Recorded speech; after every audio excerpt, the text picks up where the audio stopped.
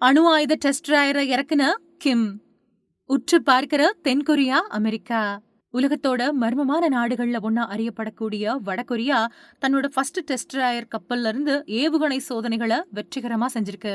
வெற்றிகரமான இந்த சோதனை நடந்ததாகவும் இத அந்த நாட்டோட அதிபர் கிம் ஜாங் நேர்ல பார்வையிட்டதாகவும் தகவல் வெளியாயிருக்கு. உலகத்தோட மற்ற நாடுகள்ல இருந்து இன்னுமே தனிச்சிருக்கக்கூடிய நாடு வடகொரியா. அங்க என்ன நடக்குது அப்படிங்கிறது உலகத்தோட மற்ற நாடுகளுக்கு அவ்வளவு சீக்கிரம் தெரியாது. அந்த அளவுக்கு ரகசியமான ஒரு நாடாகவே வடகொரியா இருந்துட்டு வருது. அது மட்டும் இல்லாம அங்க இருக்கக்கூடிய பெரும்பாலான மக்களும் கூட ஏழ்மையான நிலையில இருக்கிறதாவே சொல்லப்படுது. அதே நேரம் வடகொரிய ராணுவம் அப்புறம் பாதுகாப்பு துறையில தொடர்ந்து மிகப்பெரிய அளவுல முதலீடு செய்யறத வாடிக்கையாவே வச்சிருக்கு. இப்பவும் அப்படிதான் வடகொரியா தன்னோட புதிய அணு ஆயுத திறன் கொண்ட டெஸ்ட்ராயர் கப்பல்ல இருந்து வெற்றிகரமான ஏவுகணை சோதனையை செஞ்சிருக்கு. வடகொரியாவில் இருக்கக்கூடிய ஃபர்ஸ்ட் டெஸ்ட்ராயர் போர்க்கப்பல் இதுதான். இந்த சோதனைய வடகொரியாவோட தலைவர் கிம் ஜாங் உன் நேர்ல பார்வையிட்டதாகவும் சொல்லப்படுது.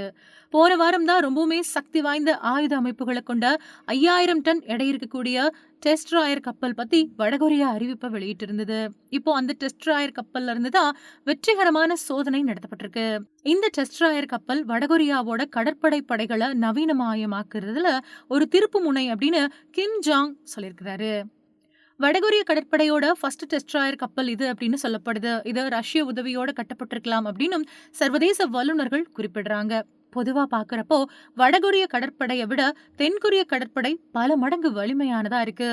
அணு ஆயுத திறன் கொண்ட இந்த டெஸ்ட்ராயர் கப்பல் வடகொரிய கடற்படைக்கு முக்கியமான பூஸ்ட் கொடுக்கும் அப்படிங்கறதுல யாருக்கும் மாற்று கருத்து இல்ல.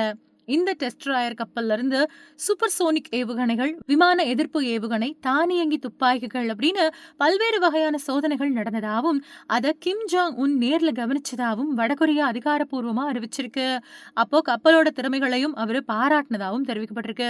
இது தொடர்பா கிம் ஜாங் பேசும்போது இந்த டெஸ்ட்ராயர் கப்பல் அடுத்த வருஷம் தொடக்கத்துல கடற்படையில சேர்க்கப்படும். அடுத்த கட்டமா அணுசக்தி நீர்மூழ்கி கப்பலை வாங்க தேவையான நடவடிக்கை எடுக்கப்படும். இது கடற்படையை வலுப்படுத்துறதாகவும் இருக்கும். அமெரிக்காவுடனான பதற்றம் அதிகரிச்சுட்டு வரக்கூடிய சூழல்ல நாம நம்மளோட கடற்படைய வலிமையாக்குறது காலத்தோட கட்டாயமா இருக்குது அப்படின்னு சொல்லியிருக்காரு.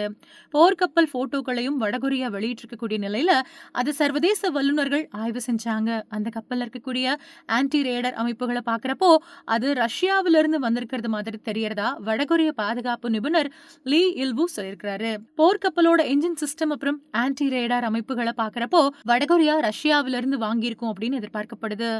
ரஷ்யா உக்ரைன் இடையிலான ராணுவ ஒத்துழைப்பு தொடர்ந்து அதிகரிச்சுட்டு வரக்கூடிய சூழல்ல இது முக்கியமானதா பார்க்கப்படுது. அதே நேரம் தென்கொரியா வடகொரியா இடையில பல காலமாவே மோதல் போக்கு நிலவுது. வடகொரியாவோட இந்த புதிய டெஸ்ட்ராயர் கப்பல் ஏவுகணை சோதனையை தென்கொரியா அப்புறம் அமெரிக்க உளவுத்துறை உன்னிப்பா கவனிச்சுட்டு வரதாகவும் தென்கொரிய ராணுவம் தெரிவிச்சிருக்கு. அது மட்டும் இல்லாம ரஷ்யா ஆதரவு இல்லாம இதை செஞ்சிருக்க முடியாது அப்படின்னு அவங்க சொல்லியிருக்காங்க.